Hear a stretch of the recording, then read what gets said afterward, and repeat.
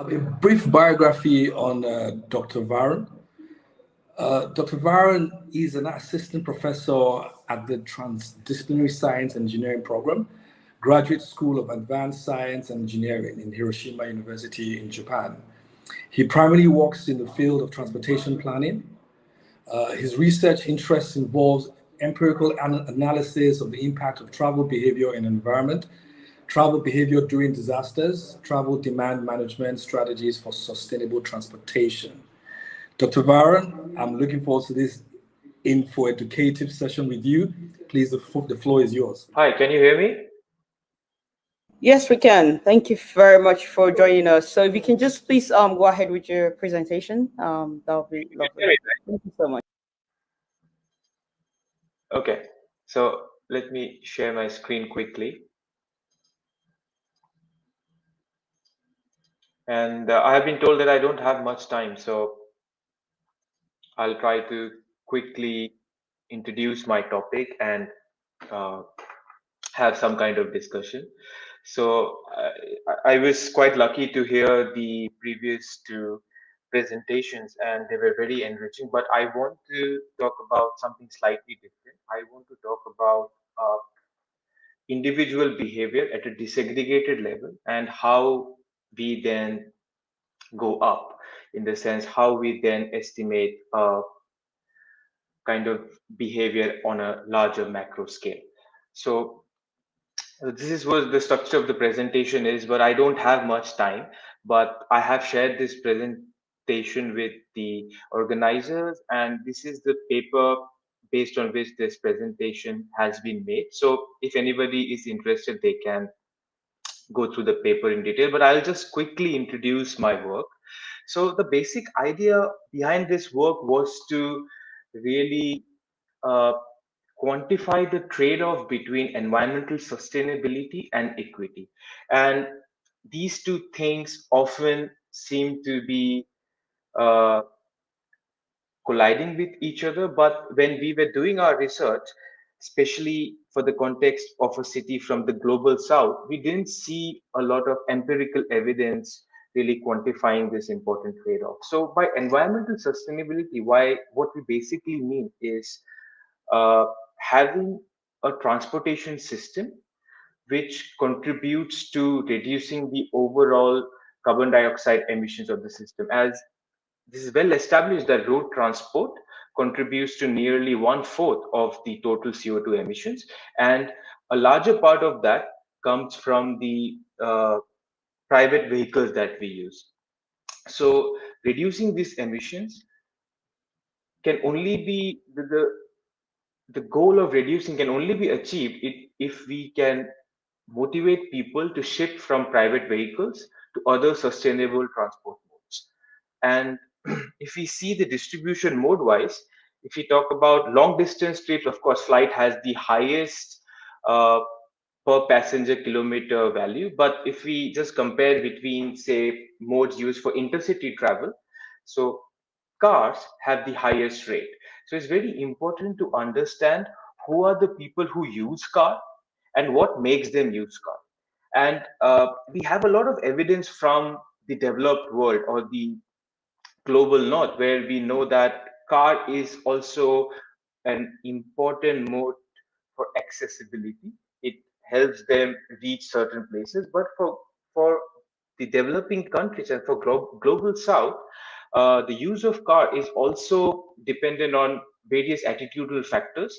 It is kind of a symbol of status, and it having a car or owning a car makes them feel that they are doing very well in their life. So how can we really shift the users from these private vehicles to public transit? So there are various ways, and I kind of focus on all these different methods. But today I would like to talk about a way where we make the public transit or the other sustainable modes of transport as attractive for them as car was, so that they themselves choose public transit.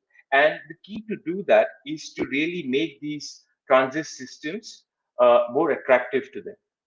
And for just like defining what we mean by equity in our research, it means that suppose we are building a new system, a new transport system like a metro system, so it will have some benefits. The benefits could be in terms of reduced travel time or in terms of how many more opportunities are accessible to you.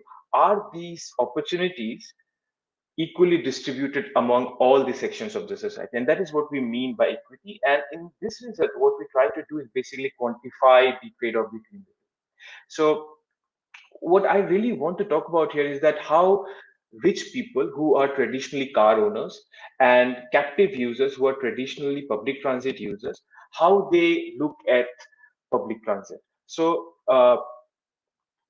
for car users, the one of the most important things that makes them go away from public transit is the level of comfort. So they value crowding more than, say, somebody who is from a lower income group. So, for example, people who are slightly rich, they might not mind paying a higher price for ticket if they get a relatively less crowded train where they could sit comfortably. So it's about making that public transit attractive for them, and maybe then we can make them shift from, say, their private vehicles to the public transit. And this trade off between environmental sustainability, that is, reduction of car use, and improvement of equity. So now, if we have to make, say, a public transit system more attractive for rich people who are traditionally car users, we might have to increase the price of the public transit system.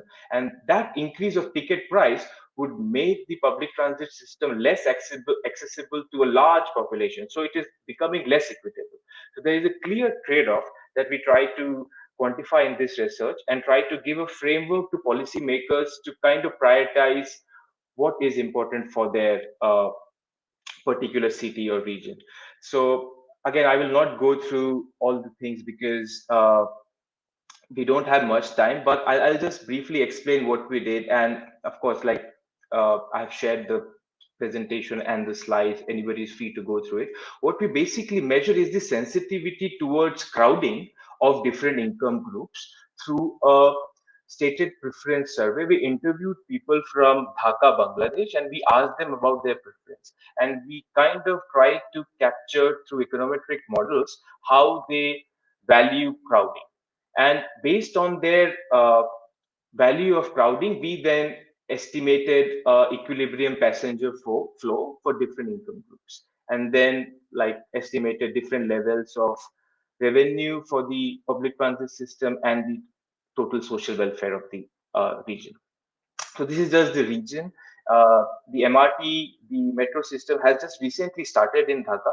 So we did a survey of people who lived in a relatively richer neighborhood in Dhaka and who traveled to the CBD.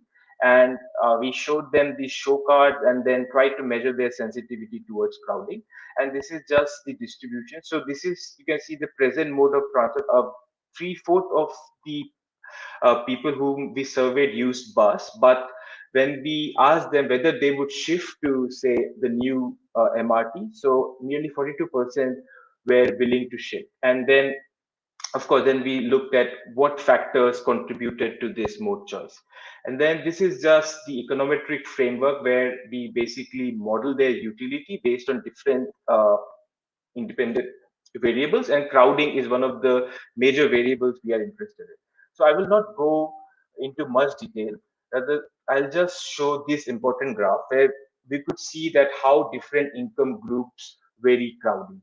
And when they vary crowding differently, it means that the level of crowding in the public transit system would also impact the choice of that public transit mode. So what we did is that we kind of did some scenario analysis where we changed the fare and the capacity of the system, and then we estimated equilibrium flow, as in the flow where so the utility itself is a function of the flow, because higher the crowding, lesser would be their utility. And we then, in an iterative process, we reached to an equilibrium where we could say, okay, this is the equilibrium value which we want to estimate for each income group.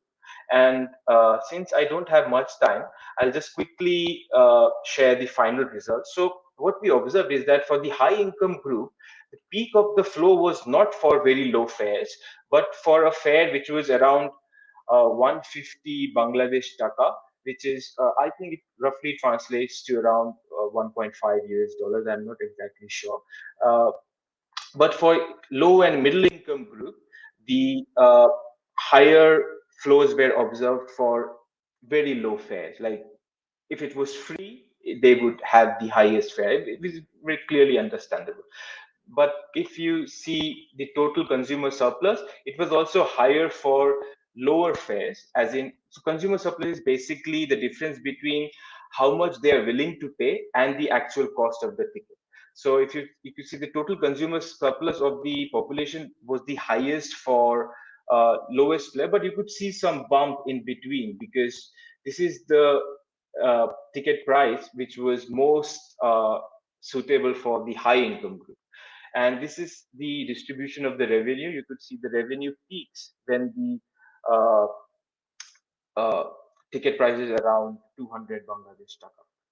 So again, we varied the price for the different income groups. We don't know how we could do that, but there are different mechanisms that could be employed.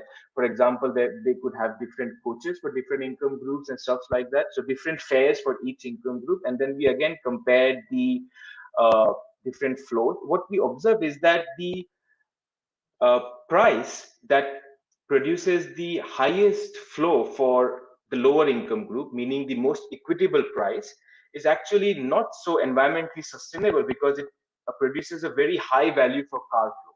But the uh, price which produces low or relatively lower values of car flow, which is the scenario with the higher or the highest level of environmental sustainability, is not really equitable. So based on that, what we could really put forward is this mathematical or econometric way, a set of steps to really quantify this trade-off. And now it's upon the policymakers to really take the call. Okay, for our region, we want to give priority to say equity, so we prioritize price of the ticket and make our public transit really accessible for everybody. But that comes at the cost of typically car users who are rich not using the system because it will be extremely crowded.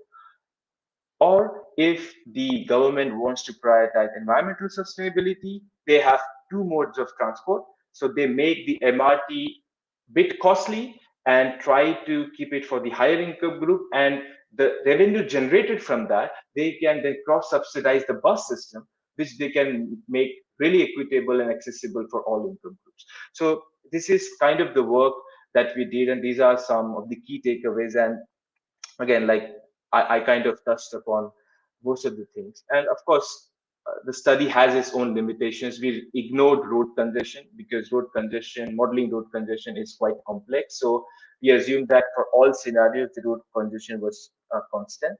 We even assumed the crowding in other modes, such as bus, to be constant. And there were certain factors which we could not capture. So these are the limitations of the study and which must be accounted for if we want to kind of replicate this study for a real city or like for real preference data. So that's it from me. And sorry, I had to really rush to the presentation, but if you have any questions or interest in my work, you can freely write to me and I'll be happy to discuss. So I'll stop sharing. Thank you so much for the time. Thank you very much, Dr. Varun, for your time and for the wonderful presentation. So if we're going to have questions, we'll connect you with the audience to send you emails, just because we're running out Yeah, of that will time. be great. Yeah, that will Perfect. be. Thank you.